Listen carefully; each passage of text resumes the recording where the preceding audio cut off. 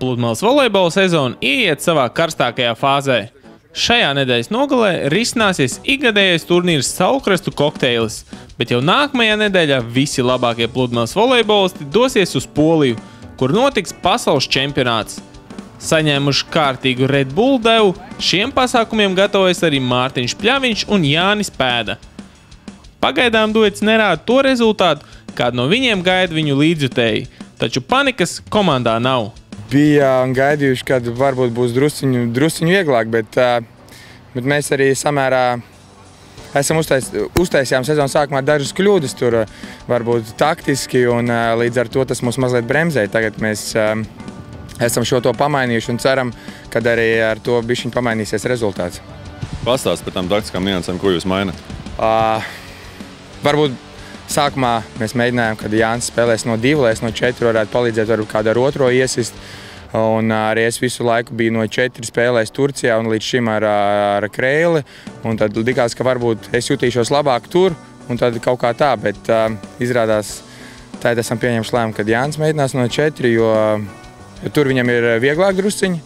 Un tad, teiksim tā, strādāsim šajā virzienā. Līdz ar to iepriekšējie 2 mēneši, ko mēs strādājam iepriekšējā virzienā, teiksim tā, ir mūs bišķi bremzējuši. Cerams, ka tagad būs savādāk. Pasaules kausa karuselī apjūtas nav arī tā sauktais iesācējs spēcīgāko vidū. Kas sākumā likās, ka ir grūti, bet tajā pašā laikā nav arī tik grūti, jo tie visi pāri ir diezgan līdzīgi. Vienkārši pieļaujam pāris kļūdas vairāk nekā pārējie, un arī līdz ar to rezultāti tādi ir, ka mēs tur zaudējam vairāk nekā vinnējam. Saulkrastu kokteili ar lielu interesi sagaida ne tikai līdzjutēji, bet arī paši Pludmales volejbolisti. Turnīrs priekš skatītājiem noteikti būs labs, jo ir spēcīgs kanādiešu pāris, kas arī ir šajā līmenī. Varbūt es saku pussolīti priekšā Jānis ar Sašu. Tā kā paskatīsimies, būs ļoti interesanti, kāds šīs savstarpējās spēles būs, jo līdz šim viņi nav tikušies. Turklāt mēs zinām, ka Saša ar Jāni spēlēs pret Ruslanu un Tomu pasaules čempionātā. Šis būs labs tāds, varētu teikt, treniņš priekš pasaules čempionātu. Un ļoti kvalitatīvs turnīrs, manuprāt, būs pēc sastāva.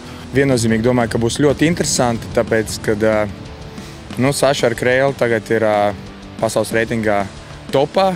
Viņi atļauties nevienam nedrīkstēs zaudēt līdz ar to, bet pārējie gribēs parādīt to, ka tomēr neviens nav neuzvarams. Un, protams, arī par pārējām vietām katrs gribēs pacīnīties, lai būtu pēc iespējas augstāk. Un tā iekšējā konkurence plus kanādieši igauņi, es domāju, ies karsti.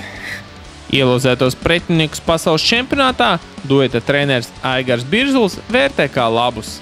Pret Alisonu Emonelu mums izdevās gan vecajā virknējumā Mārtiņam ar Jānu Šmēdiņu uzspēlēt Brazīlijā kontinentālā kausa ietvaros.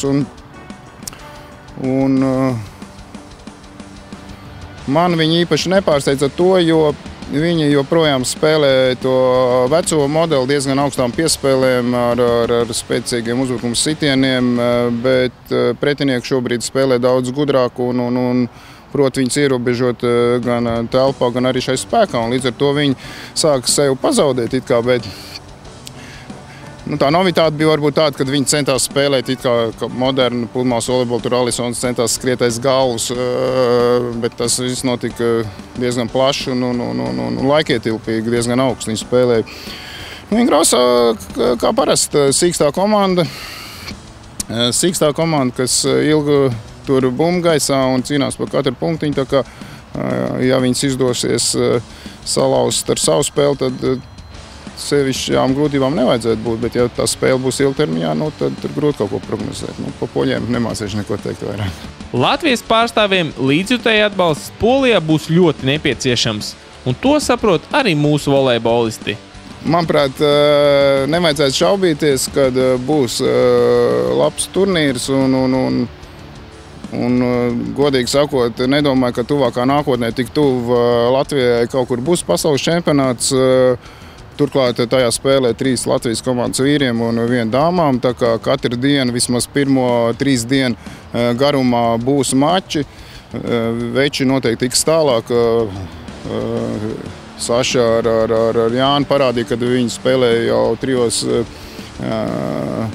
finālos pasaules kausos, tā kā viņi noteikti būs viena no favorītiem arī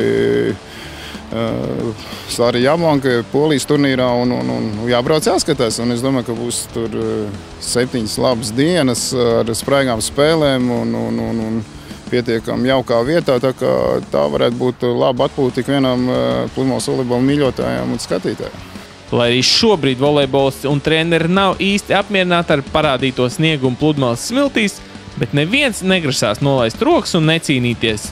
Visi gatavi smagi strādāt, lai sasniegtu nospraustos mērķus.